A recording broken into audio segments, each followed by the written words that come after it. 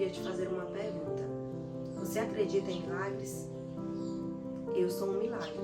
Em setembro de 2018, eu e meu esposo sofremos um acidente de carro. Eu estava dirigindo o veículo. Nós fomos visitar algumas áreas da fazenda.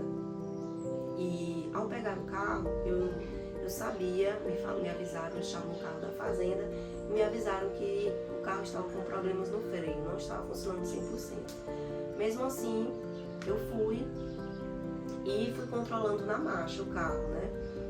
A ida foi tudo bem, deu tudo certo. Já na volta, quando nós estávamos voltando, em um determinado momento, meu esposo teve uma sensação muito ruim, um medo muito grande.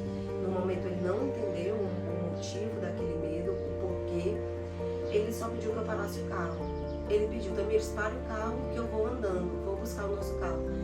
E eu, com a minha teimosia, falei, não, para com isso, Gustavo, não precisa, vamos voltar aqui, tá tudo bem.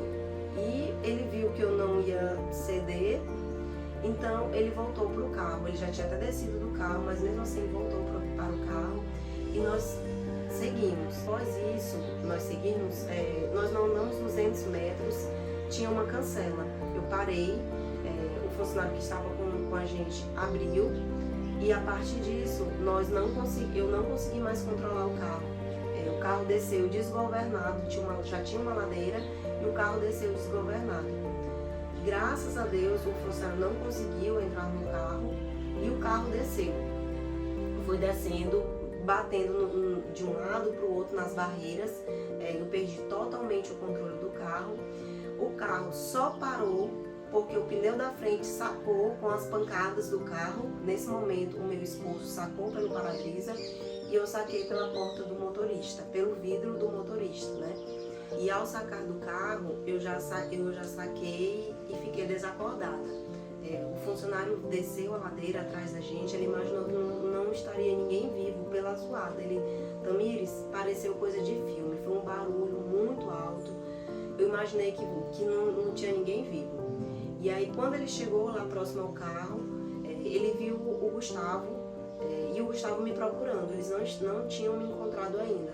E aí me encontraram, eu estava num monte, numa moitazinha, com a cabeça no chão. Quando ele me puxou, me virou, eu dei um suspiro muito forte e ele imaginou. Isso o funcionário contando.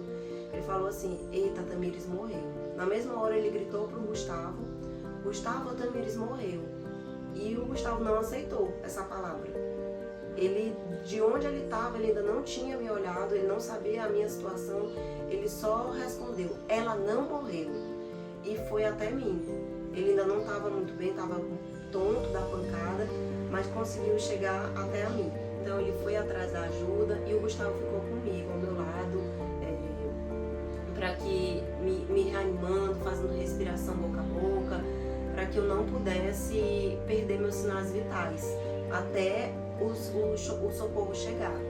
E os primeiros socorros eu só fui receber após 4 horas do acidente. Fui encaminhada ao hospital mais próximo, passei 3 dias lá e só assim fui transferida para São Luís.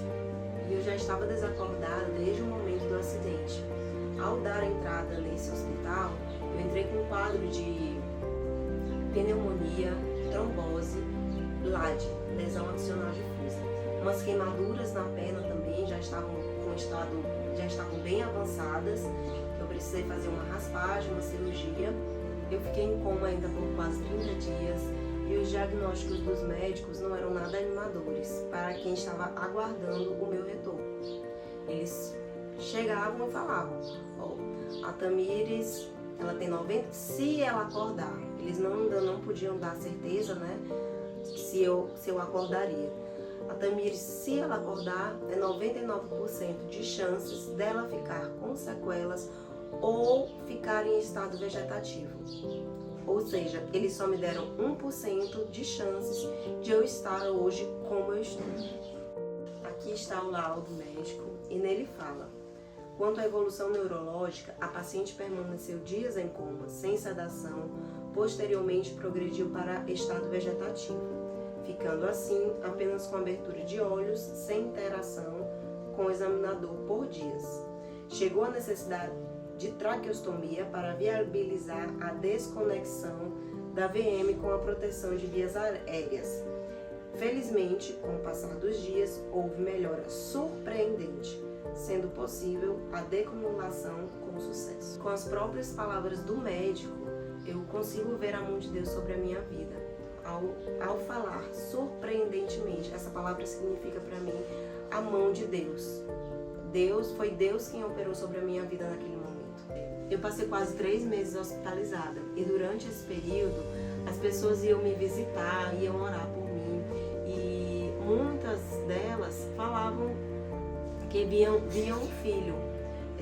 No momento eu não entendi nada, né? Eu até mesmo questionava.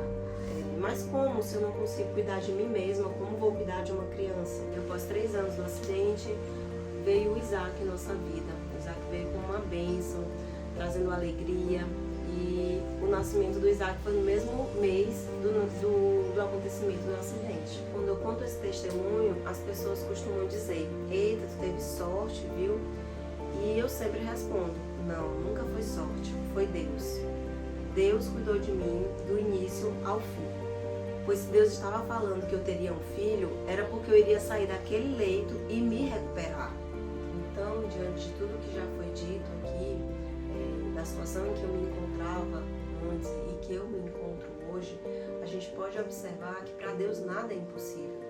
A palavra final é dele.